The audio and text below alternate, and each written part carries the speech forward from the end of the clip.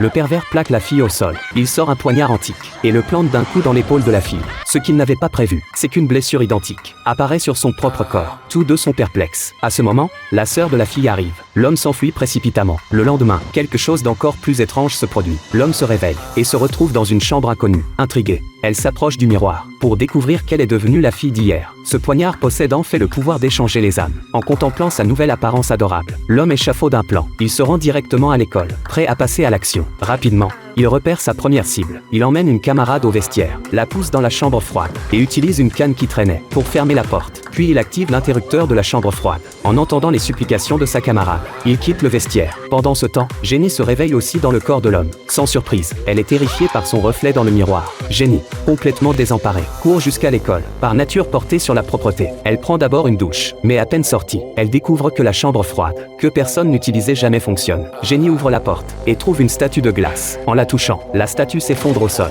et se brise en 1000 morceaux. Jenny court chercher ses deux amis, mais avec son apparence actuelle, personne ne croit qu'elle est cette adorable étudiante. Son ami brandit une serpillière et frappe Jenny. Jenny s'énerve, sans s'en rendre compte. D'une simple poussée, son ami vole sur plusieurs mètres. Elles ont encore plus peur. Quoi que Jenny explique, elle n'écoute rien et lui lance des objets. Soudain, Jenny a une idée. Elle exécute une danse de pom-pom girl. Ce n'est sûrement pas une compétence qu'un homme maîtrise. Ses amis, voyant cela, lui posent quelques questions que seules elles connaissent. Voyant que Jenny répond correctement, elles baissent enfin leur garde. Jenny leur explique la situation et soupçonne que tout vient de ce poignard. Son ami fait immédiatement des recherches et trouve rapidement toutes les informations sur le poignard. Il s'agit d'un poignard sacrificiel. Si les deux parties du sacrifice n'échangent pas leur corps dans les 24 heures, ils ne pourront plus jamais revenir en arrière. De l'autre côté, un élève se coupe accidentellement le doigt. L'homme, voyant cela, s'empresse de faire un pansement. Mais à ce moment, résonnent les insultes du professeur. Le professeur a injurié pendant une demi-heure. Il s'est défoulé, mais n'a pas remarqué le regard de plus en plus perçant de la fille. Après le cours, la fille retourne en classe, enfile une combinaison de travail, met des lunettes de protection et sort la tronçonneuse de la classe. Puis démarre le moteur. La tronçonneuse tourne à plein régime.